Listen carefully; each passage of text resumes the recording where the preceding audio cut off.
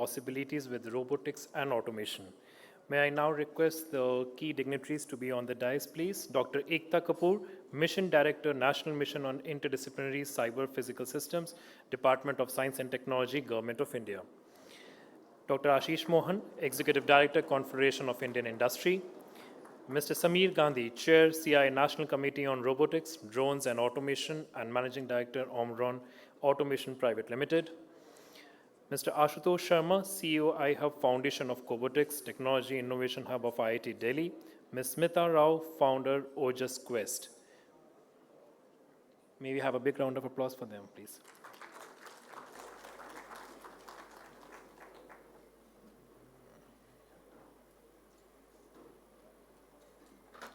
With this, I would now request Dr. Ashish Mohan to kindly take over the session, please. Thank you. Thank you, Nitish. It's an extreme privilege to be with a panel, a set of experts from the government, from industry, from startups and academia ecosystem, and from the entrepreneurs themselves, on a subject of immense interest and excitement, robotics and automation, a deep tech area where India as a country is doing its own bit, but needs to do such a list of things, I would say, which we are going to discuss in this session. But before we start, I will, from my own side, like to welcome Dr. Ekta Kapoor. She is Mission Director, National Mission on Interdisciplinary Cyber Physical Systems. She also heads the Frontiers and Futuristic Technologies Division in the Department of Science and Technology, Government of India. We have with us Mr. Sameer Gandhi, who is Chairman of CII National Committee on Robotics, Drones and Automation, and he is Managing Director of Omron Automation Private Limited. We have with us Mr. Ashutosh Sharma, CEO of iHub Foundations for Cobotics. Cobotics is collaborative robotics, the combination of this, yeah. Cobotics, this is Technology Innovation Hub of IIT Delhi. And we have with us Mrs. Smita Rao. She is founder of Ojas Quest. Ladies and gentlemen, kindly join me in welcoming the esteemed panelists. Thank you. I would also like to highlight, before I give the context of the subject, that this subject was picked up by the National Committee or a National Council of the Confederation of Indian Industry as an area where if we have this ambition to build India as a manufacturing leader in manufacturing sector, then automation, robotics has to be one of the important areas. And then the National Committee was formed, and under the leadership of Mr. Sameer Gandhi, it took up an exercise to come up with a report on various imperatives, key drivers, on what is going to change the trajectory in which India is working in this field. The report, which was released in the morning, was actually an effort of leadership by Mr. Sameer Gandhi and a lot of co-leadership, I would say, by Mr. Ashutosh and Ms. Smita Rao. We also had leadership of Mr. Lokesh Agrawal, who could not join us today, and also Dr. Kaushik Das. Yes, I cannot forget his name. He contributed immensely to multiple chapters. I will request the panel members to pose the report which was released in the morning and show it to the audience once again, please.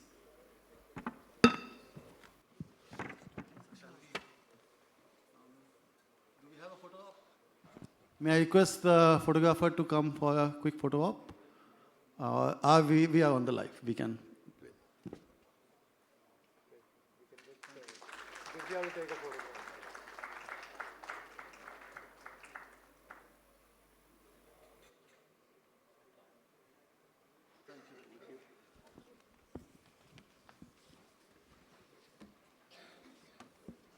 Thank you, Divya.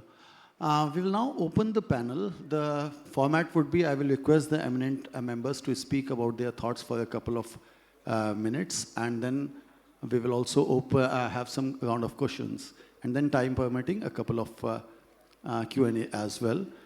But the key points on which we would like to deliberate will involve skilling and talent, readiness for this important field, how this sector is going to be important from government point of view, and what industry needs to do.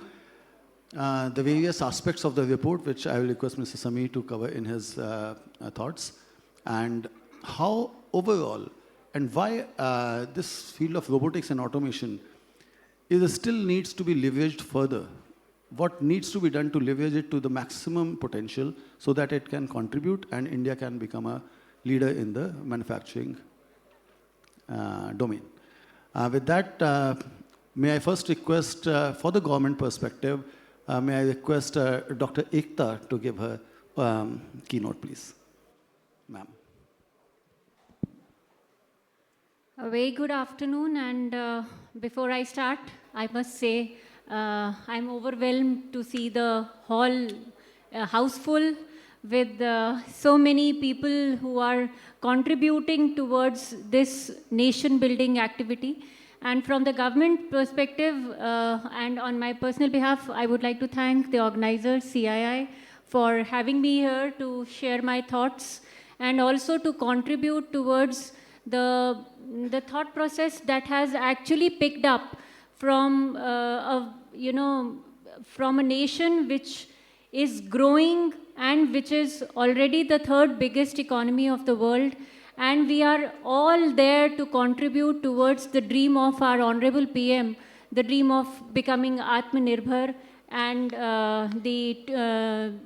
towards, excelling in the global forum on each and every aspect, whether it's technology, it's healthcare, it's agriculture, or any other sector per se. So with this, I would like to state that the government per se, we have this session which is very rightly titled as Deep Tech Frontier and Redefining Possibilities with Robotics and Automation. What I want to put up here is that, of course, the government is thinking big. We are having a lot of national technology missions which have been launched by the government in the last 15 years or so. And with this, the different type of technologies are picking up. I would like to draw all of your attention towards the National Mission on Interdisciplinary Cyber Physical Systems. It's in short called NMICPS, where the Department of Science and Technology had launched the mission in 2018 for a period of 9 years with a total outlay of 3,660 crores. The mission was actually implemented through technology innovation hubs. And the entire mission is focused not on basic research, but on translational research, on bringing out commercially viable technologies into the market. And we have set up 25 such technology innovation hubs in premier academic institutions, including IITs, IIITs, ICERs, and even IISc Bangalore is one of them. The mission is operating through these technology innovation hubs, which conduct activities in 4 different areas: technology development, entrepreneurship or startup ecosystem setup, we have skill development, and international collaborations. These technology innovation hubs, or the TIHS as we call them, are actually set up as Section 8 not-for-profit companies, and they are acting as fulcrums for giving a boost to technology development.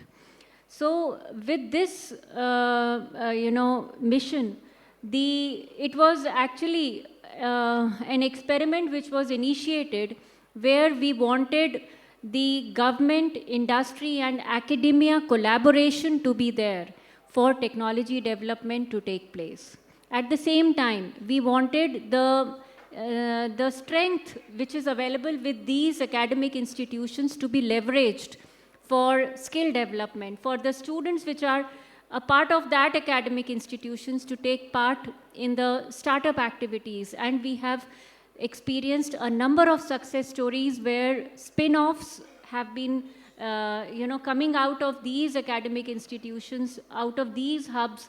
We have a number of startups, more than 900 startups have been supported from all these 25 hubs in total. And the numbers, the impact by numbers is really impressive. We also wanted the hubs to work in different areas of cyber physical systems. So various technology verticals were given to each TIH, and this is where one of the areas was robotics and automation. The hubs have been conducting their activities over a period of time, and this is in accordance with the targets and deliverables which were given to them. However, as we all understand, all the hubs were not able to do exceedingly well, and therefore there was an inbuilt component of monitoring and evaluation of the mission. We evaluated the mission midterm, and with each of the technology innovation hub also to be evaluated based on their targets and deliverables, how they have connected with the industry, how technology transfer has been done, how the products have reached from initial TRLs to the higher TRLs, and how commercialization has been brought about with the hubs having their own business development teams contributing to such products and their creation. With this midterm exercise, I would just like to say that it was a very good learning for each of the hubs, as well as for the industries who were involved, working with the hubs, and of course for the government. And we could classify our hubs into 3 different categories. And finally, of the top 4 performing TIHS, we upgraded them to the level of technology translation research parks. So at present, we have 25 technology innovation hubs, but 4 of them have been upgraded to the level of TTRPs, or technology translation research parks, with a further increase in their funding and an expectation to scale up their activities in all respect and to bring up sector-specific or technology-specific technologies into the market. And these 4 TTRPs have been set up at IISc Bangalore, which is again in the area of robotics and autonomous navigation. We have the ISM Dhanbad, which is in the area of digital mining. IIT Indore TIH is also upgraded to TTRP, which is working on in the area of digital healthcare. And IIT Kanpur, the C3I hub, is now working on cyber securities. So in a nutshell, I just wanted to mention that more such missions will be coming up in future. And maybe we have another mission on CPS, which is NMICPS 2, part 2. So that needs to be, the expertise which has already been developed in the country needs to be leveraged. And we are open to such missions, and we encourage government, industry, academia collaboration to happen, leading to products which would serve the society at large. Thank you so much. Thank you, ma'am. That was fantastic. And yes, the innovation model that the government came up with in 2018 with this cyber physical systems mission is a proven success, and upgradation to the next level of TTRP, you said Kanpur, IISc Bangalore, Dhanbad, and Indore. The 4 key centers of innovation in country. Wonderful, ma'am. Thanks for the thought. We'll come back to you with some questions, but before that, I'll request now Mr. Sameer Gandhi, who chairs the National Committee on Robotics and Automation, for his views, please. Sir. Thank you, Dr. Mohan. Thank you, Dr. Kapoor, for those opening remarks. I think very encouraging to see the government direction there. Good afternoon, ladies and gentlemen. Thank you for joining us today here. And I would like to thank CII and Dr. Mohan for organizing this session and giving me the opportunity to be a part of the session. So I've had the opportunity of working in the automation space, specifically the industrial automation space, for over 3 decades now. And I've really been able to watch, I should say, the evolving deployment and development of automation in India, automation and robotics in India. And I think it's been a very exciting space. For many people similar to my generation, we have seen standalone systems become, connected system. So it's been very exciting. I started to work when there were pneumatic controllers. So I'm that old. I've had the opportunity to chair the National Committee on Drones, Robotics and Automation. And it was really a privilege for me to be able to work with a very talented committee members, especially the 4 sub-leaders that Dr. Mohan mentioned earlier in his opening remarks. And of course, we have come out with a report, and I encourage you all to have a look at the report, to go through the report. But I would like to say that, why did CII start to think towards setting up this kind of a committee and coming out with a report like this? And as Dr. Mohan mentioned, I believe that we are today at a pivotal point in the history of automation and robotics. We can see a lot of development happening globally in terms of adoption and, of course, the technology development itself. I mean, the pace of technology development is very, very rapidly evolving. Now, that opens up tremendous amount of opportunities for us. And when we say us, I mean India here. I mean, as a country, that opens up an opportunity for us. Of course, robotics and automation, we can see adoption in countries like US and South Korea and Japan. There's a lot of adoption happening, whether it is cobots, whether it's industrial robots, whether it's humanoid, whether it's medical robots, whether it is AI for automation, the works. Just to give you a statistics, for example, China has the largest number of deployed robots in the world. India is there somewhere. We are the 5th largest installed base for robots. But if you look at the graph, when you put China and India on the same graph, we are actually pretty much at the bottom. So there's a lot of scope for us to go there. But I think all of this begs the question, why should we continue to invest in these technologies? And as Dr. Kapoor mentioned, I think if we have to realize the dream of a Viksit Bharat, then I think we need to have a value-added manufacturing, not just any manufacturing, but innovation-led value-added manufacturing. And if we have to do that, then we cannot but use more of automation, we cannot but use more of robotics, we cannot but use more of these latest technologies to actually make our manufacturing more value-added. And this is the kind of strategic development and deployment that is really required in India. And this is, CII recognized this, and that's why this entire committee was set up and we were given the task of coming out with the report. What we have done in this report is we have tried to identify our key strengths, but we have also looked at the critical gaps, and we have also tried to outline some actionable recommendations of what we should do. When I say we here, what I mean is the government, the industry, us all combined together, what we should strive to achieve, what we need to do to be able to take advantage of this particular opportunity. Of course, there are many things there. What I really want to highlight is some key points. It's about advancing research and innovation, accelerating standardization, boosting domestic manufacturing, expanding skilled talent, and then stimulating market adoption. So it's both a story of deployment and development, not one or the other. And why do we actually mean both deployment and development?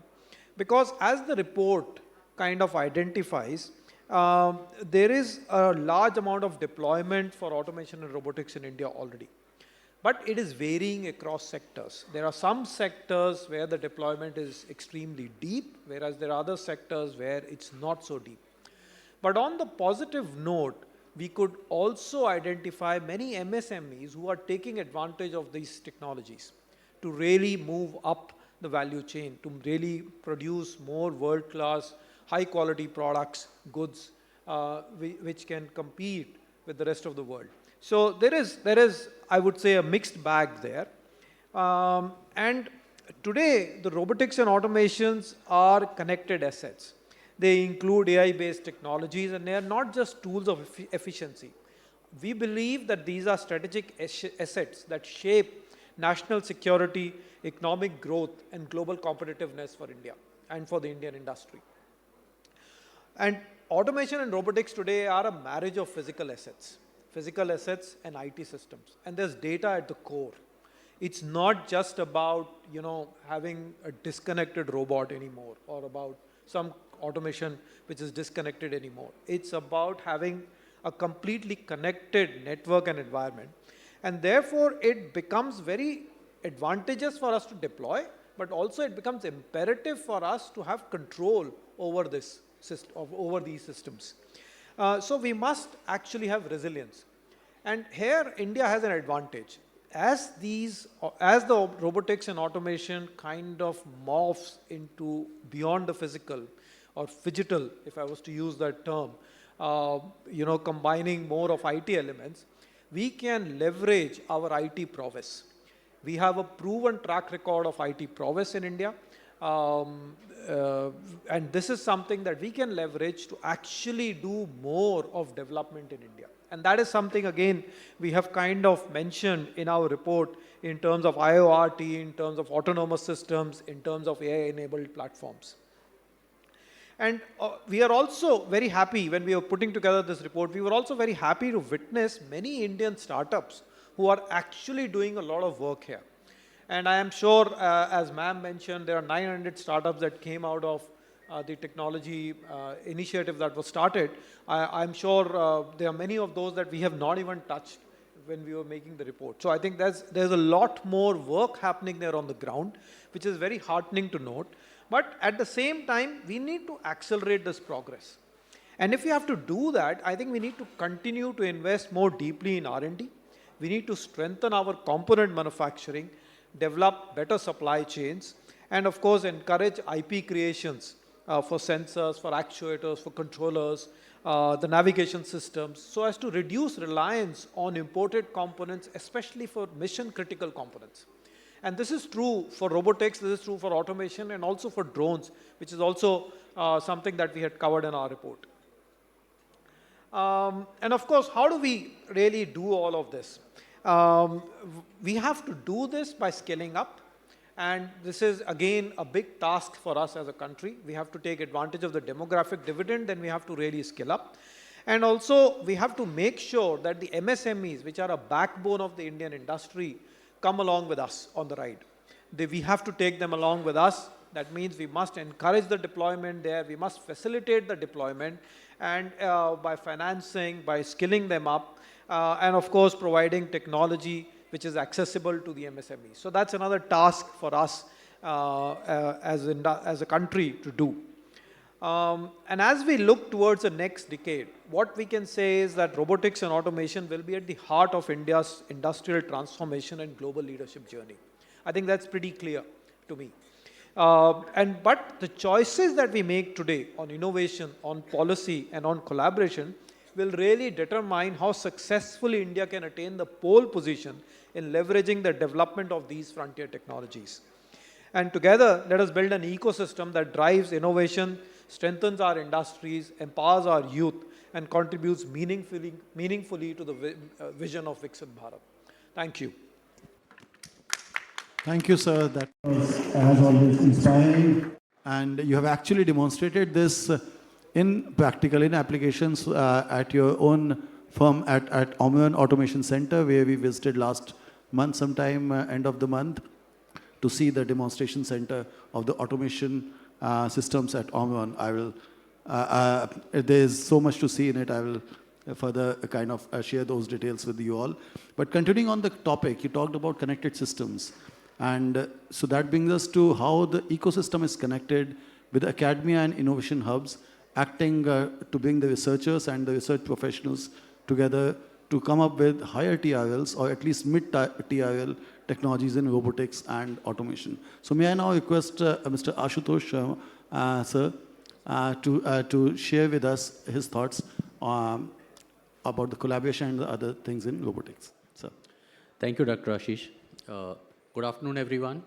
I would like to thank CII and Dr. Ashish for inviting me to this panel and, share my thoughts with all of you. And at the same time, I would like to congratulate, CII and Dr. Ashish again to set up this panel, which is the true representation of, a group which can make this country AtmaNirbhar again. So we have, representation from industry, government, the innovation arm of academia, which is me, and the startup, which is taking, this mantle on their shoulders. So I represent iHub Foundation for Cobotics, which in short we call IHFC. That's a technology innovation hub of IIT Delhi. I don't think IIT Delhi requires any introduction. We have been set up under NMICPS. So Dr. Ekta has made my job, a lot more easier by sharing about, what NMICPS is all about. But when I joined this initiative almost 5 years back, there were two things that I identified, which were missing as a part of this ecosystem. One was the trust between industry and academia innovation, which is happening. There is a gap, in that particular trust. So that's something which I felt was missing. The second important thing that I found missing was the sense of commercialization amongst the innovators in the country. So there were a lot of research which was happening. In fact, just to share a fact with you, when it comes to research and development, we have been amongst the top 5 countries in the world in the last 10 years at least, since the time it is getting measured. So we sometimes are at number 3, sometimes at number 4, sometimes at number 5. But when it comes to creating innovation out of those research outputs, we are not even amongst top 30. So 38 is the rank that we were at as per the latest report. And I think that's a very big gap. And one of the reasons that at least I identified when I joined this mission as a part of the technology innovation hub of IIT Delhi was that this sense of commercialization was missing. So I took it upon myself to plug this gap at least as far as this hub was concerned. So we work in the domain of collaborative robotics. It's a space, wherein we see humans and machines working together, using some of the technologies which are categorized amongst, deep tech nowadays, which is robotics, artificial intelligence, IoT, machine learning. And, what we have been able to do in these last 5 years is, create an ecosystem around, encouraging some of these technologies and innovations which are coming up in this. So, we have close to about 46 R&D projects which are running in some of these technology domains across around 25 institutes in the country.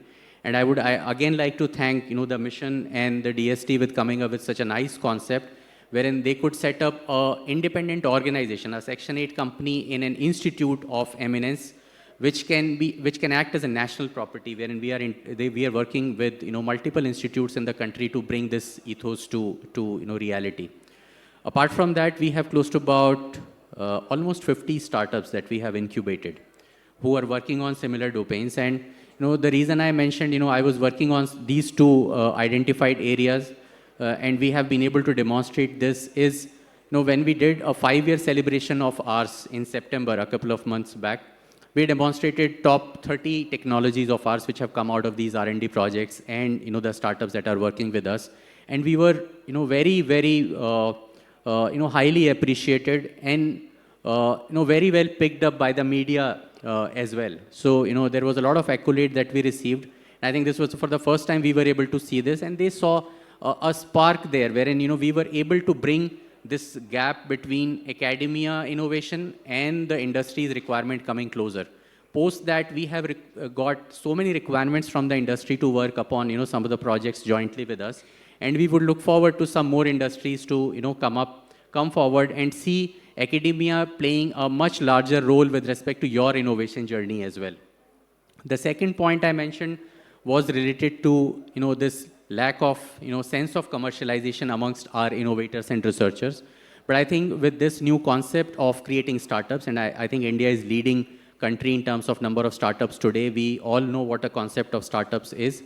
But with our researchers also getting this independence to create a startup, be a part of the startup, I think the job was made easier. And we have seen some of these startups coming out from these developed technologies from the research and academia as well. So I think I would like to just close my remarks here. Thank you, Dr. Ashish. Thank you, sir. Thank you. You mentioned about the startups, and may I take 1 minute to mention how I worked closely with CII during the COVID days, and we came up with some possibly useful solutions on technologies through which the country could tackle the pandemic. The industry and academia collaborated with you, I hope. Thank you. With that note, now may I request Mrs. Smitha Rao to share her thoughts, please. Good afternoon, all. So here I'm representing from the entrepreneur world. I have 20 years of experience in the entrepreneurship, but now this is my second venture, Ojas Quest, which is 10 months old. We are an IoT company. And I have to say that this is my first interaction and close working with the government. I have an experience of working with the global industrial standards as a license officer in the industrial automation domain. But closely working with the government, I had my own hesitation, but I have to say that under the leadership of Mr. Samir Gandhi and Dr. Ashish Mohan, it has been a wonderful experience. Surely I felt that we should have little more time to make this report even more, wonderful.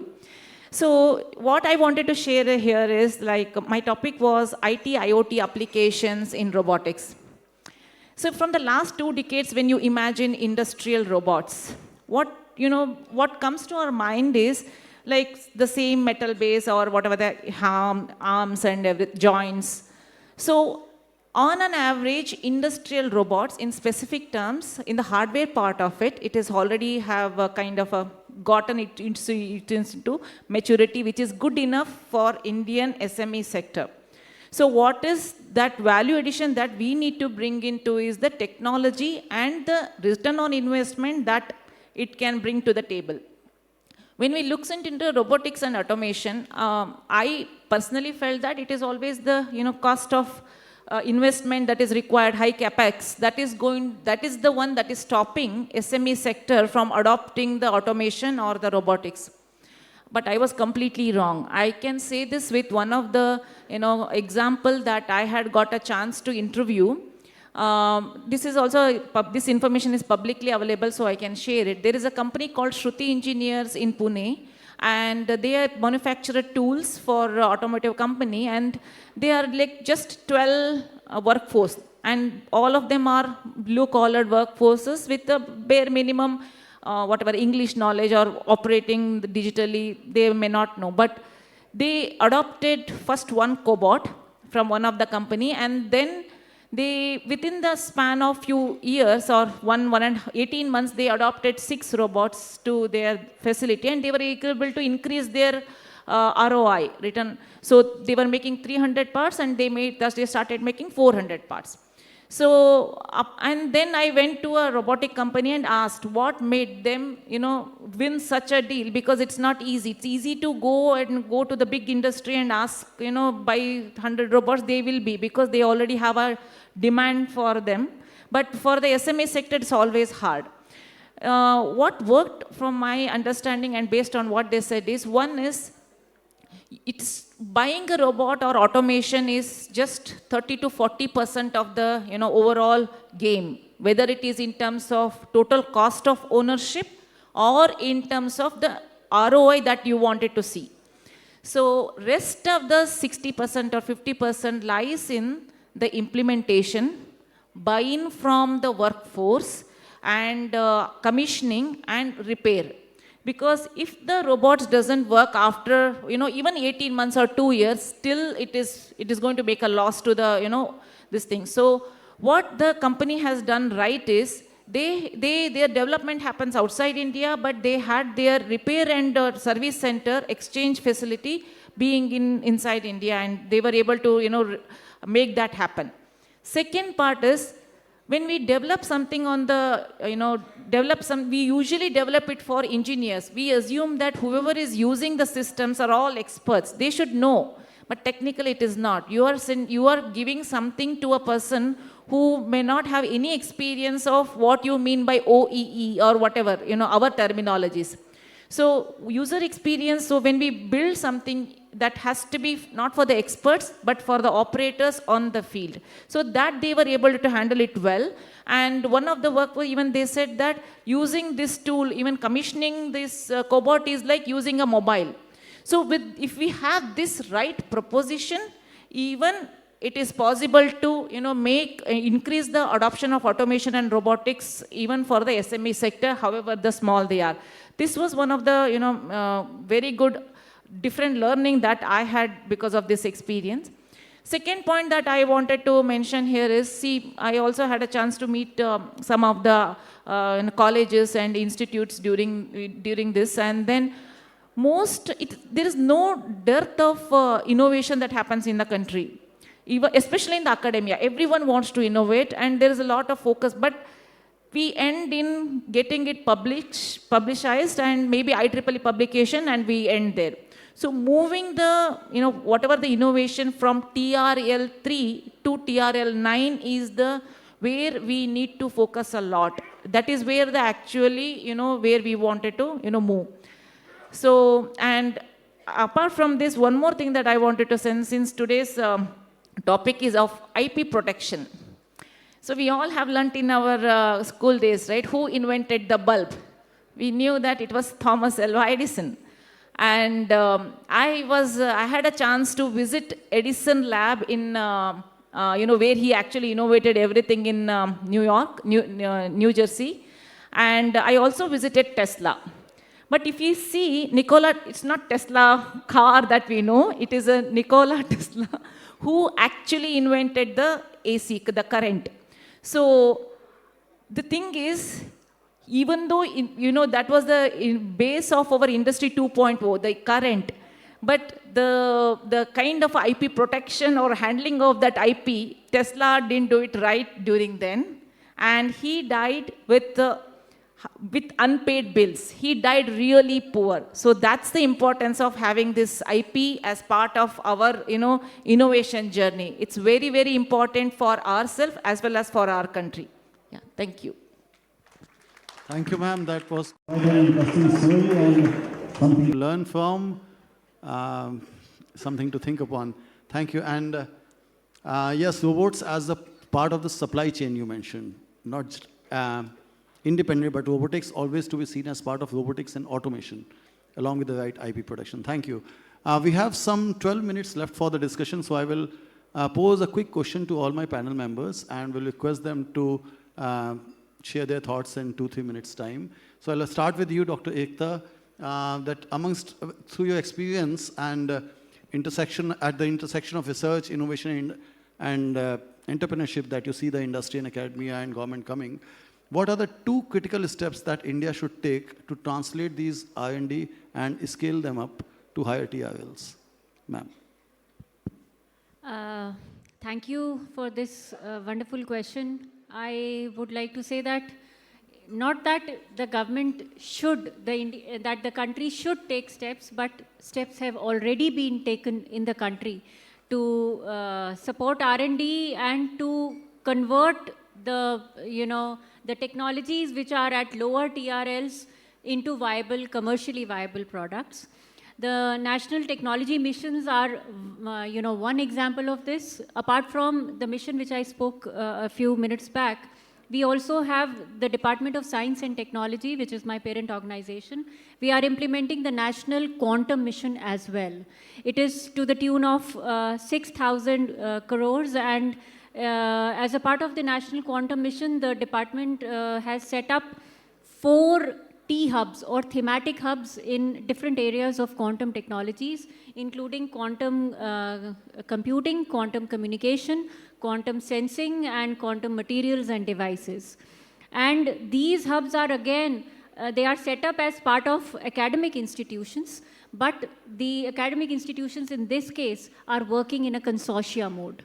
So it will further enhance collaboration amongst various institutions, various researchers, and it will bring out, the technologies which are the need of the hour for the country when we look at secure communications coming through, supported through quantum and AI. We also need quantum computing to contribute into various sectors, be it our drug discovery and pharma sector or healthcare sector, and also for increasing the yields through genetically modified organisms, or, things, the sectors are, multiplexed. And I must say the second step that the government has taken is the very recently launched RDI scheme, which is Research, Development and Innovation Scheme. It has been rolled out very, very recently in November 2025 during the Emerging Science, Technology and Innovation Conclave, which was organized by 13 ministries of the government. And this scheme will further help investment into R&D by the private sector, and government support to be provided to research and development which is carried out in the private sector. So I think we are right on the track. And with this, I was listening to one of the leaders from industry in one of the conferences recently, and it was very rightly said that the success of any technology lies in the, the distribution or the diffusion of the technology downwards. So when we have a technology in our own country, we should concentrate on, creating more technologies out of it. Not just being users, but creators of technology. And I think this is where the success lies. The government has already set up the tracks before the train, and we are all ready to go. Thank you. Thank you, ma'am. Absolutely. Government is doing its bit, and I think onus is largely now on the industry itself. But before coming to the industry, sir, I will request the expert from the ecosystem, who manages the startups and the professionals, as I said. So, Mr. Ashutosh, building an ecosystem for deep tech innovations and startups. How are you approaching these two apparently different set of things, and how are you synergizing them? Your views, please. Thank you so much for asking this question, Dr. Ashish. So I'll take this question into two parts. One, the R&D piece, and the second one is the startup, because the approach to build them is a little different. I would not say completely different, but a little different. So one is, I think we are a resource-starved nation, so we do not have that kind of a R&D spending that we see typically in countries like United States or even China. So one thing that we did was that, when we launched these R&D projects, and when we finalized these R&D projects to be worked upon in some very critical domains, we identified the similarities amongst those projects and we clubbed them together. So it's like a group of researchers working on similar domains, which helped us build a lot of synergy in terms of knowledge sharing, as well as even resource sharing. So I think this is something that we did to bring a lot more effectiveness in the way we are approaching our R&D projects. Apart from that, what we also ensured was that there is some vehicle, including whether it is an industry or a startup, which is working alongside. So that makes the market much closer to what they're working on the research. So I think these are the two things that we did a little differently to have these projects getting much higher success, and we are seeing the results now. When it comes to startup, I think I would again say two things that we did a little differently. One, we gave them beyond funding. So one is, there is a lot of funding which has been available to these startups and even researchers, the good projects at least. But one, it used to come as a grant, though, so the value was not seen. We associated that with some bit of share in their organization, which is sort of equity or equity-related instrument, which brought their skin in the game when they are picking that money up. So we only got some serious people. And second, what we identified as one of the need was not in innovation or only technology expertise that we could have brought to them. We went beyond that as to in terms of bringing them close to the market, in terms of need assessment or giving them exposure to different markets. And we went ahead, and identified some international collaborations as well to ensure that they have the access to right markets as well. In fact, just before coming to this, panel discussion, I was with a delegation which has come from Vietnam, who are interested in, giving expansion to some of our startups in their country. In fact, taking a technology transfer of some of our technologies which have been developed, as a part of, this mission, this hub initiatives, which is a real proud moment for us, because, what we are not only seeing is a deployment of a technology indigenously developed to be deployed in the country, but also going outside and making that difference in the society.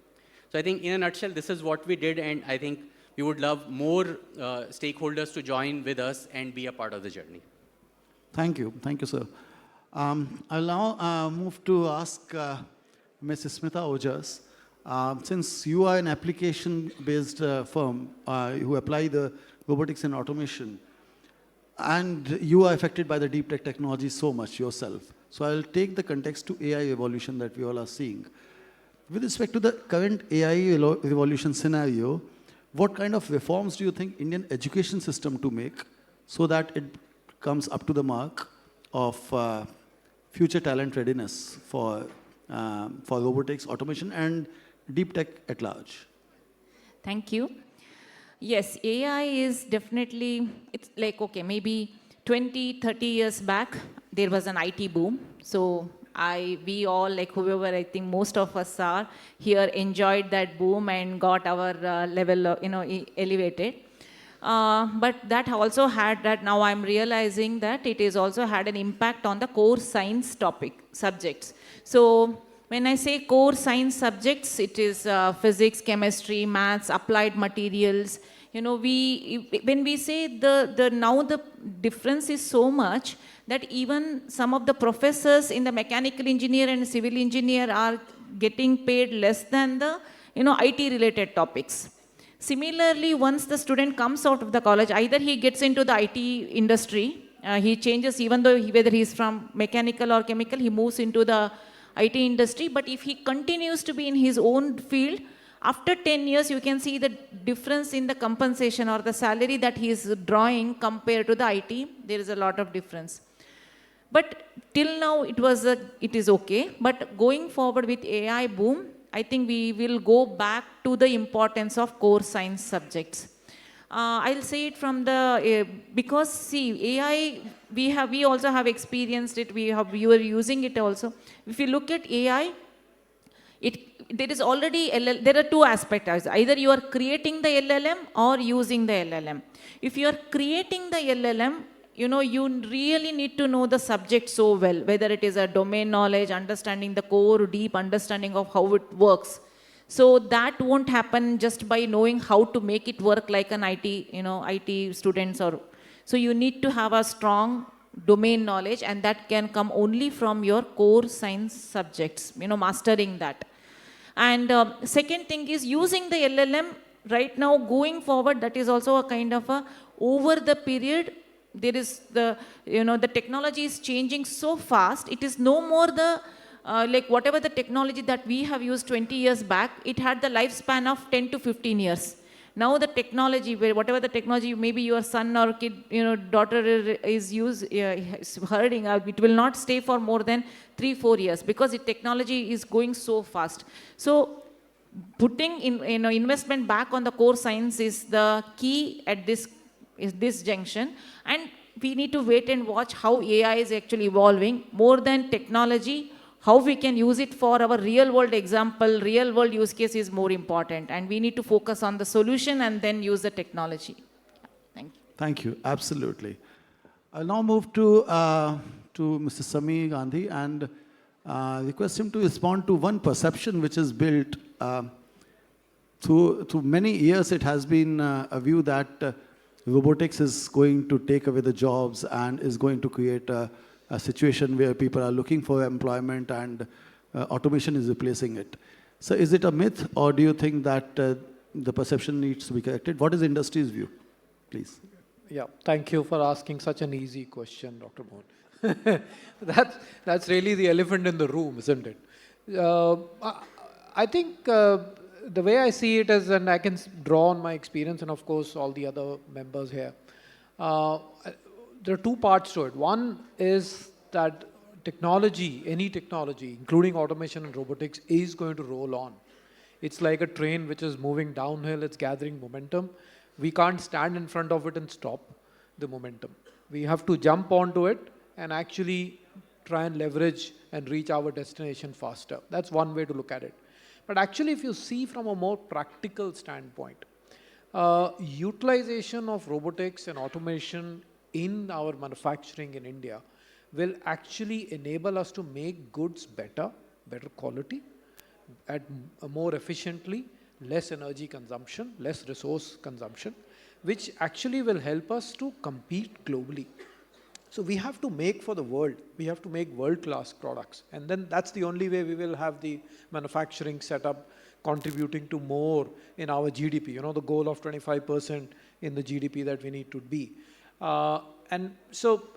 And if our manufacturers are going to be able to produce better, they will have more profits, which in turn they can use to invest. That is one way. So the manufacturing grows.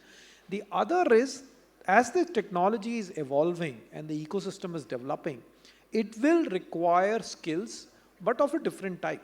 So we can probably see a shift of skills. But,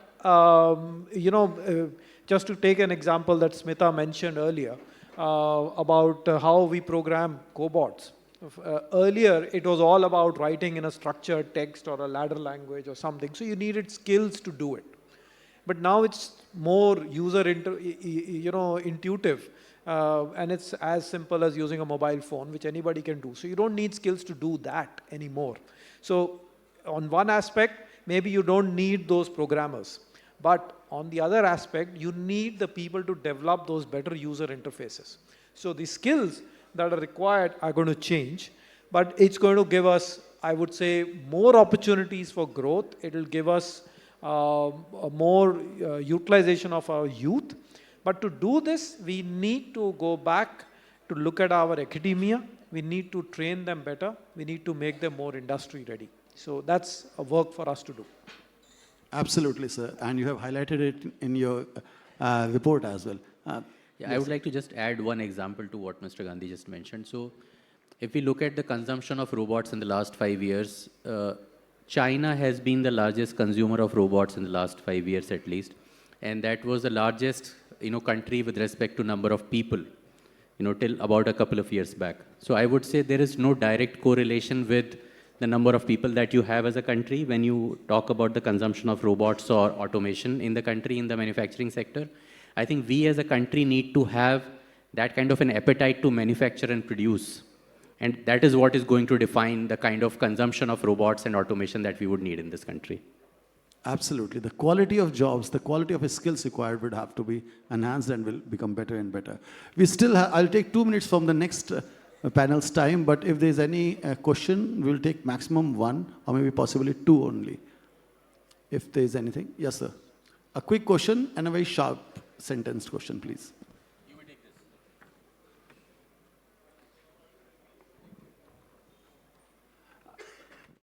Thank you, sir. Neeraj Tyagi, and the topic from dependence to dominance. और अब यहाँ बात हो रही है कि robotics ये मेरे ख्याल से तो पूरे इंटरनेशनल रेगुलेशंस होने चाहिए कि हम इस ऑटोमेशन का यूज़ कहाँ करें. हमारी जो ह्यूमन फैकल्टीज हैं वो रिड्यूस होती चली जाएंगी. हमारा डिपेंडेंस AI पे हो जाएगा और रोबोट पे हो जाएगा. यानी झाड़ू भी रोबोट लगा रहा है, सब्जी भी वो बनाएगा, कल को PhD करने भी रोबोट ही जाएगा ये, और डॉक्टरेट आपको घर बैठे मिल जाएगी. तो एक रेगुलेशन होना चाहिए. एक ह्यूमन, हमारी जो ह्यूमन बीइंग है, हमें इसको भी हमें सेव करना है. उसके लिए कायदे कानून भी होना चाहिए. ये भी एक साइंटिस्ट लोग सोचते हैं. मेडिसिन की फील्ड में बिल्कुल सही है. सेफ्टी या हमारे बॉर्डर पे अगर रोबोटिक्स का या ड्रोन का यूज होता है, इट इज़ गुड. एकेडमिया में होता है, नई रिसर्च में होता है, ये बहुत अच्छा है. लेकिन हमारी जो लाइफ है, हमारा जो सोसाइटी है, सोशल है, उस इम्पैक्ट के लिए थोड़ा रेस्ट्रिक्शन होना चाहिए. 2 लाइन और कहूँगा कि दिन ब दिन बढ़ती जा रही माशरे में आदमखोरी, प्रोफेशनल नहीं, हैवान नहीं, ये आदत है मुनाफाखोरी. Thank you sir. Thank you for your, I think it's a new taken. Any other question, or then shall we? Yeah, sir, from the same table. See, so far, Replacement of human being with robotics concern it is a problem. Because we are using about 60 robots day in day out, but the same capacity company when we are running in Germany or US, we are using 1/3 manpower. That is on the extent of robots, because manpower is very expensive. We have to use robots. When I go to my German plant, I find very few people, 1 or 2% standing in the shop, and whole production going on very fast, very accurately. So robot will definitely reduce the cost, manpower, and improve the accuracy of the product, because it will do the right job at the right time. Thank you, sir. So Actually, both of these points and the panel discussions brings us to a good understanding of the subject. I will quickly put 2 points which CII Committee on Robotics and Automation has taken up to itself for the next coming months, and which is like a combination of the 2 points which came up. We are going to come up with a service for the industry and for the research labs to help them assess themselves whether they are ready for replacing their processes with the automation-based supply chain or not, and what is the degree of readiness that they have. This is a service which CII will start, and so we'll take your guidance on this, how to assess the existing processes.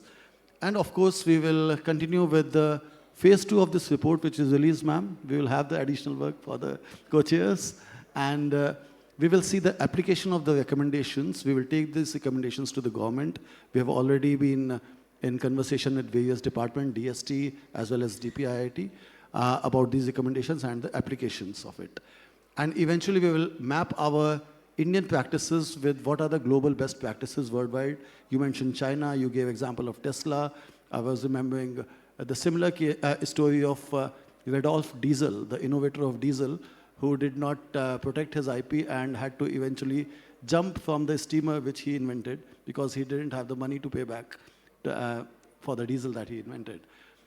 So there are multiple such things which we'll study worldwide and come back to you with some dates where we'll take a delegation to study the CI delegation to understand what are the best practices worldwide, which we can map for Indian ecosystem.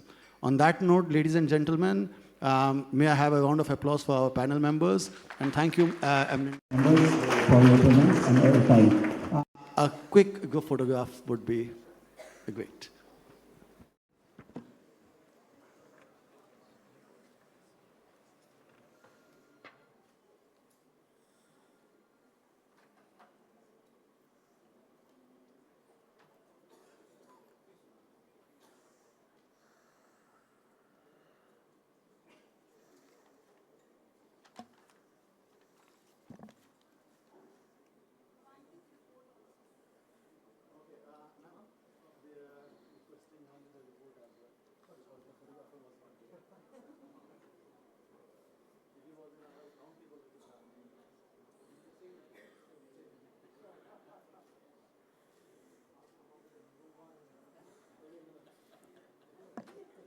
Thank you so much, dignitaries.